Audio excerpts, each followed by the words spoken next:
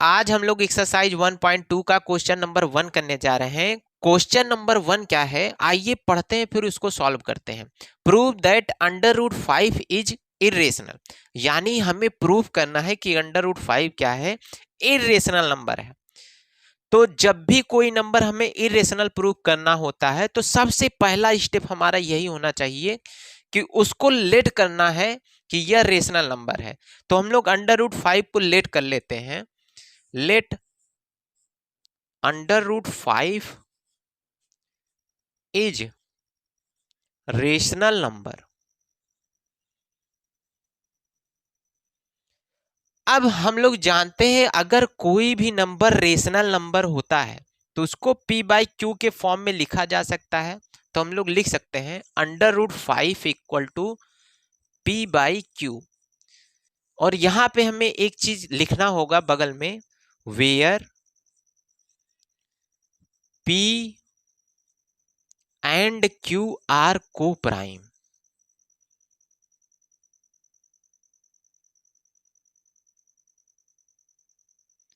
And q not equal to 0। ऐसा हमने क्यों लिखा, इसलिए लिखा है क्योंकि P और Q का HCF क्या होना चाहिए 1, यानी इसमें कोई कॉमन ना मिले। और Q नॉट इक्वल टू 0 होता ही है अगर कोई भी नंबर रेशनल फॉर्म में लिखा जा सकता है। और इसके बाद हमें तीसरा स्टेप क्या करना है, दोनों साइड का स्क्वायर करना है। तो हम लोग लिख देंगे स्क्वायरिंग बोथ साइड।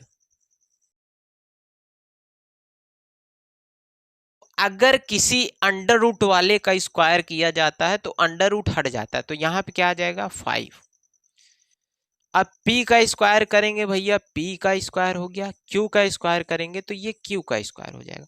अब ये q स्क्वायर डिवाइड में है और इधर आके क्या हो जाएगा मल्टीप्लाई, तो 5q square equal to p square. इसको इक्वेशन हमें क्या करना होगा 1 मानना होगा। अब हम लोगों ने एक थ्योरम पढ़ा था, थ्योरम 1.2, उसमें हमने क्या पढ़ा था कि कोई भी p प्राइम नंबर है वो अगर a स्क्वायर को डिवाइड कर सकता है तो वो a को भी डिवाइड करेगा। तो यहां से देखो ये 5 अगर इधर इनटू में इधर जाके क्या हो जाएगा डिवाइड, यानी p स्क्वायर को ये डिवाइड कर सकता है। तो हम लोग बोल सकते हैं कि 5 p को भी क्या करेगा डिवाइड करेगा। तो यहां पे लिख सकते हैं हम लोग 5 divides p square, 5 divides p। अब यहां पे हम लोग लिख देंगे थ्योरम 1.2, यानी हमने 1.2 में इसको पढ़ा था। अब देखो अगर कोई भी नंबर p को डिवाइड कर रहा है तो हमें उसी नंबर का लेट करना होगा। तो हम लोग p को क्या कर लेते हैं, p इक्वल टू 5c। आप 5d भी लेट कर सकते हैं, चाहे जो जो नंबर डिवाइड देगा उसी के साथ लेट करना है किसी ना किसी वेरिएबल को। तो यहां पे हमने लेट कर लिया, late p equal to 5c। अब c क्या है, हम लोग लिख देंगे c इज सम इंटीजर, यानी c कुछ भी हो सकता है, कोई भी इंटीजर हो सकता है। अब इसी को हमें क्या करना होगा इक्वेशन 1 में पुट करना होगा। तो हम लोग लिख देंगे p equal to 5c putting in equation 1। अब यहीं इसको सॉल्व कर देते हैं हम लोग। इक्वेशन 1 हमारा क्या है 5q स्क्वायर, तो यहां पे लिखेंगे 5q स्क्वायर। p की जगह हम लोग क्या लिख सकते हैं 5c। और इक्वेशन 1 में देखो p का स्क्वायर है तो यहाँ पे 5c का भी क्या हो जाएगा स्क्वायर। इसको सॉल्व करो 5q स्क्वायर, 5 5 जा 25c स्क्वायर। अब देखो इधर 5 है, इधर जाके डिवाइड होगा तो 25 को डिवाइड करने के बाद इसके पास क्या बचेगा 5 बचेगा। तो यहां लिख सकते हैं हम लोग q स्क्वायर और इधर आ गया 5c स्क्वायर। अब देखो इधर अगर 5 को ट्रांसफर करेंगे तो ये डिवाइड में आएगा, तो हमने फिर से वही थ्योरम फिर से यहां पे आ रहा है कि 5 अब की बार किसको डिवाइड दे रहा है q स्क्वायर को। तो हम लोग कह सकते हैं 5 q को भी क्या करेगा डिवाइड करेगा। तो यहां लिखेंगे 5 divides Q square 5 divides Q. अब यहां पे देखो हमने माना था पी और क्यू क्या है, को प्राइम नंबर। तो भैया सीधी सी बात है कि इन दोनों में कोई नंबर कॉमन नहीं होना चाहिए। तो यहां देखो 5 पी को भी डिवाइड कर रहा है और यहाँ पे 5 क्यू को भी डिवाइड कर रहा है। तो हमने जो माना था वो क्या हो चुका है, गलत। तो यहां पे हम लोग क्या लिखेंगे, सिंस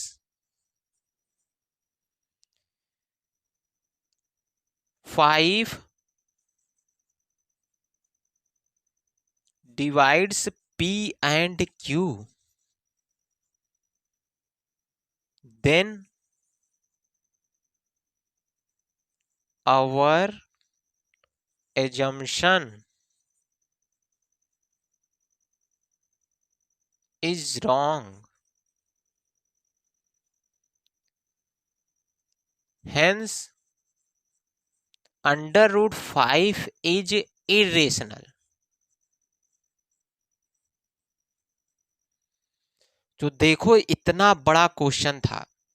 सबसे पहले फिर से एक बार इसको अच्छे से समझ लेते हैं ताकि आप लोग को सॉल्व करने में कठिनाई ना आए।